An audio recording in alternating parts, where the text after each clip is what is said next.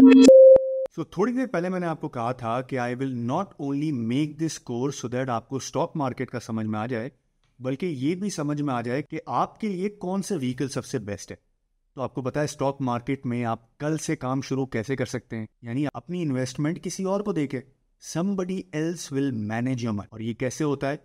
ये होता है म्यूचुअल फंड्स के थ्रू। मैं उन लोगों की बात नहीं कर रहा हूँ जो ग्रुप के 2,500 रुपए लेते हैं और कहते हैं जो भी पूछना है पूछ लो और मैं दिन की ट्रेडिंग आपको बताऊंगा। That's trading. I'm not talking about that. उस पर भी बात करेंगे later on in the course. अभी हम बात कर रहे हैं कि आपको इन्वेस्टमेंट करनी है स्टॉक मार्केट की। थोड़ी देर बाद हम जर्नी पे भी बात करेंगे, बिकॉज मैंने ये भी प्रॉमिस किया था कि मैं आपको वेल्थ मैनेजमेंट के एंगल से लेके चलूंगा।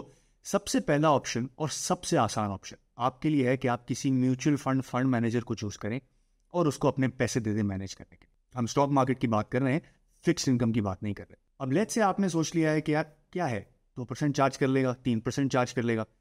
आई want to start investing and I want to start it from tomorrow. अब आपके पास दो सवाल है। शुरू कैसे करना है, which is the technical side, but क्या व्हीकल चूज करना है, because mutual fund in it self एक साइंस है। So let's talk about it. अगर आपने सिर्फ स्टॉक मार्केट में इन्वेस्टमेंट करनी है तो आपके पास 3 ऑप्शन है। एक simple plain vanilla stock market mutual fund, ठीक है। नंबर 2 आपके पास ऑप्शन है कि आप इन्वेस्ट करें ETF के अंदर। एंड नंबर 3 आपके पास ऑप्शन है कि आप म्यूचुअल फंड से पेंशन या रिटायरमेंट फंड लें। इन तीनों के अंदर आपकी इक्विटी या स्टॉक मार्केट की एलोकेशन 100% होगी, यानी कि हमेशा हर वक्त स्टॉक मार्केट फंड, ETFs और रिटायरमेंट और पेंशन फंड स्टॉक मार्केट में आपके पैसे लगा के रखेंगे। मैंने asset allocation fund, balanced fund की बात क्यों नहीं की है? क्योंकि वो स्टॉक मार्केट एलोकेशन ऊपर नीचे करते रहते हैं। अभी हम वेल्थ मैनेजमेंट एंगल से क्या बात कर रहे हैं कि आपने स्टॉक मार्केट में इन्वेस्टमेंट करनी है।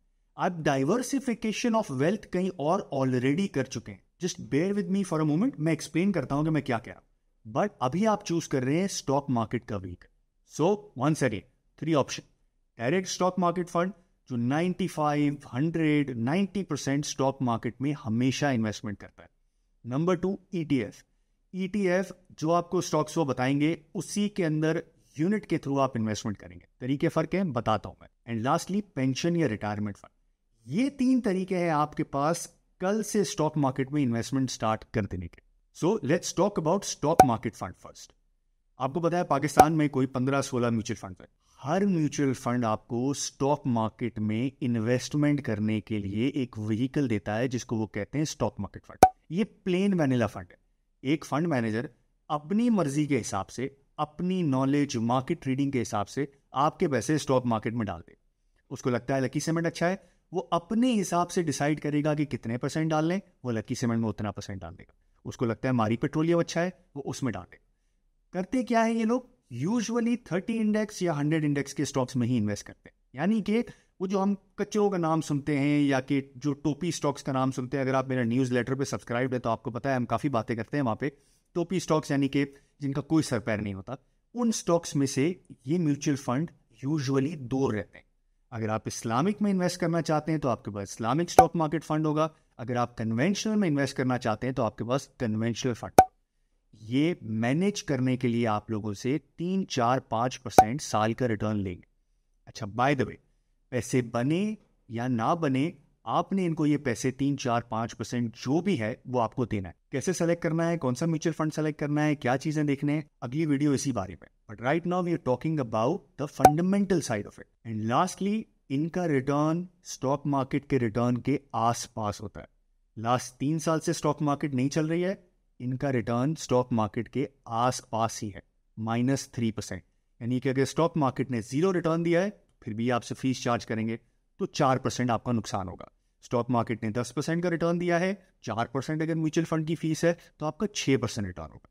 So this is the easiest way that you can start tomorrow. अब इसका अकाउंट कैसे खोलना है, अगली वीडियो के अंदर हम ये बात करेंगे कि टेक्निकल साइड कैसी है, कैसे सेलेक्ट करना है, अकाउंट कैसे खोलना है। बट ये अकाउंट खुलेगा सीधा म्यूचुअल फंड के पास। यानी कि आप म्यूचुअल फंड के ऑफिस में जाएंगे, वहां पे आप उनको बताएंगे कि भाई मुझे पैसे इन्वेस्ट करने, मेरा अकाउंट खोल दो, वो आपका अकाउंट खोलेंगे। That's it, that's fine. आपको पता है दूसरा तरीका क्या है, विच इज लॉन्ग टर्म, क्योंकि स्टॉक मार्केट में तो आप शॉर्ट टर्म के लिए आएंगे नहीं। अगर आप शॉर्ट टर्म के लिए आएंगे तो प्रोबेबली आप लास्ट कैटेगरी में फॉल करते हैं, विच इज जो कि ऑप्टिमाइज करना चाहते हैं अपना कैपिटल, जो कि हम थोड़े दिन बाद बात करेंगे। बट दूसरा ऑप्शन आपके पास ये है कि आप पेंशन या रिटायरमेंट फंड ले लें इन लोगों के पास। यानी कि आपने सोच लिया है कि आपने स्टॉक मार्केट में इन्वेस्टमेंट करनी है, लेट्स से 10 सालों के लिए, 15 सालों के लिए, 20 सालों के लिए, छोटा पैसा रिटायरमेंट के लिए साइड में किया हुआ पैसा। आपको जो हर मंथ आपकी कंपनी प्रोविडेंट फंड देती है, बहुत सारी कंपनीज ये अलाउ करती है कि आपका प्रोविडेंट फंड रिटायरमेंट फंड में स्विच कर लें, इस टाइप का पैसा। यानी कि 5,000 रुपये, 10,000 रुपये, 20,000 रुपये पर मंथ के हिसाब से। आपके पास एक और कैपिटल है, वो भी आप डायरेक्ट इन्वेस्ट कर सकते हैं, वो डायरेक्ट स्टॉक मार्केट फंड में डाल दें आप, और ये जो इंक्रीमेंटल पैसा है ये आप डाल दें रिटायरमेंट फंड के अंदर। इसके अंदर आपको मंथली के हिसाब से इनफ्लो करना है और आपका स्टॉक मार्केट का पोर्टफोलियो वेल्थ बिल्डअप होती रहेगी। स्टॉक मार्केट का रिटर्न खराब है तो इनका रिटर्न खराब होगा, स्टॉक मार्केट का रिटर्न अच्छा है तो इनका रिटर्न अच्छा होगा। So this is another way of doing it. Logic सारी सेम है, पैसे लेंगे आपसे पैसे मैनेज करने के लिए, आपको अपॉर्चुनिटी देंगे कि आपको दिमाग खपाने की कोई ज़रूरत नहीं है, हम मैनेज करेंगे आपके पैसे और आपको ये मार्केट के हिसाब से रिटर्न निकाल के देते रहेंगे। आपके पास ऑप्शन है कि आप फंड्स चेंज भी कर सकते हैं, but that's technical, we'll talk about it later on. But ये आपसे एक फीस चार्ज करेंगे। इसमें और स्टॉक मार्केट फंड में टेक्निकली कोई डिफरेंस नहीं है, सिवाय इसके कि अगर आप ये फंड यूज करते हैं तो अभी भी आप 20% टैक्स रिबेट चार्ज कर सकते हैं। यानी कि आपको 20% of your taxable income rebate मिलेगा अगर आप इसके अंदर इन्वेस्ट करते हैं।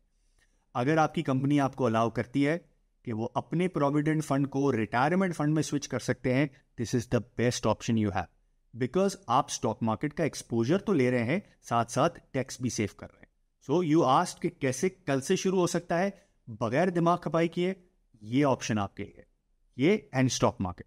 इसका भी अकाउंट उसी तरह खुलता है, यानी कि आप म्यूचुअल फंड्स के पास गए, आपने इनको बताया कि भाई मुझे अकाउंट खोलना है, रिटायरमेंट फंड मुझे चाहिए, मैं महीने के 20,000 25,000 रुपए दूंगा, मेरा अकाउंट खोल दो। यहीं से आपकी सारी डीलिंग होगी।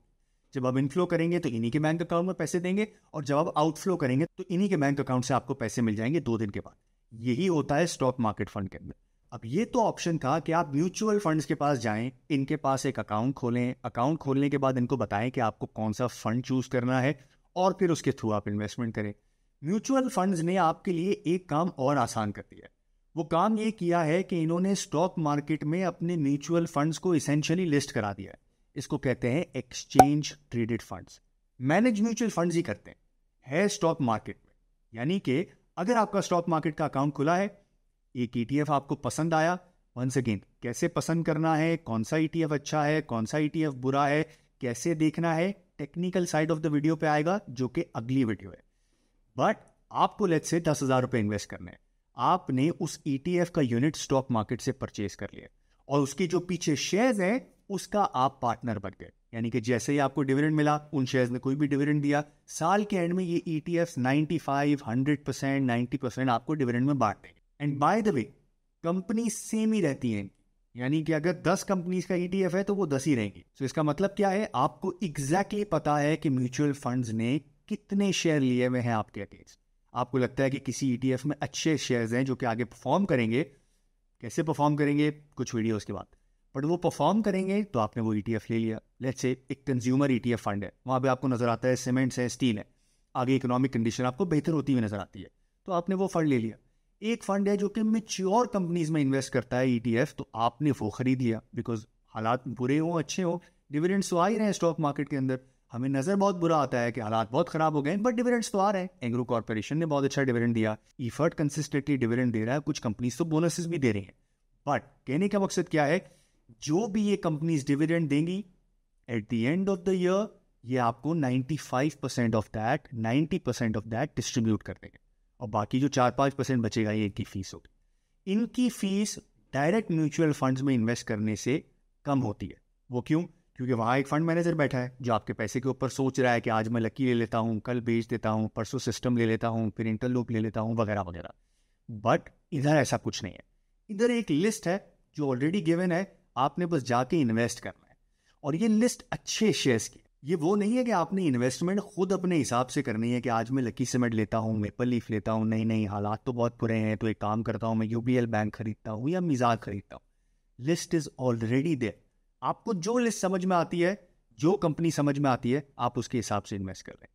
So this is how you can start tomorrow. अगली वीडियो के अंदर मैं आपको एग्जैक्टली इन्हीं 3 टॉपिक्स की टेक्निकल साइड बताऊंगा, यानी कि म्यूचुअल फंड में अकाउंट खोलना है तो कैसे खोलना है, म्यूचुअल फंड को सेलेक्ट करना है तो क्या 3 चीज़ों को देख के सेलेक्ट करना है, ETFs को सेलेक्ट करना है तो कहाँ जाके अकाउंट खोलना है, अकाउंट कैसे खुलते हैं, वगैरह वगैरह।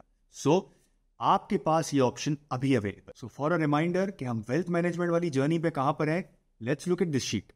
आपके पास इन्वेस्टमेंट करने के ऑप्शन है रियल एस्टेट, आपके पास इन्वेस्टमेंट करने का ऑप्शन है national saving, foreign currency, gold, stock market. अक्सर और बेशतर लोगों के सबसे ज्यादा पैसे पाकिस्तान के अंदर और इंडिया के अंदर खासतौर पे रियल एस्टेट में होते हैं। Do whatever you want to do with that, I am not an expert to tell you anything. हम बात कर रहे हैं स्टॉक मार्केट की, और स्टॉक मार्केट में 3 तरीके हैं मेजरली इन्वेस्ट करने के।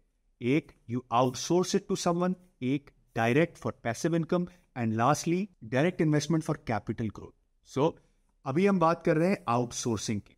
आउटसोर्सिंग के अंदर हमने क्या बात की, हमारे पास 3 ऑप्शन है। हमारे पास एक स्टॉक फंड का ऑप्शन है, हमारे पास एक ETF का ऑप्शन है, और तीसरा ऑप्शन है हमारे पास पेंशन फंड का। ठीक है, सो इस पूरी वेल्थ मैनेजमेंट की जर्नी पे हम यहां पर हैं। सो अब टेक्निकल साइड पे बात करनी है, अगली वीडियो में बात करते हैं।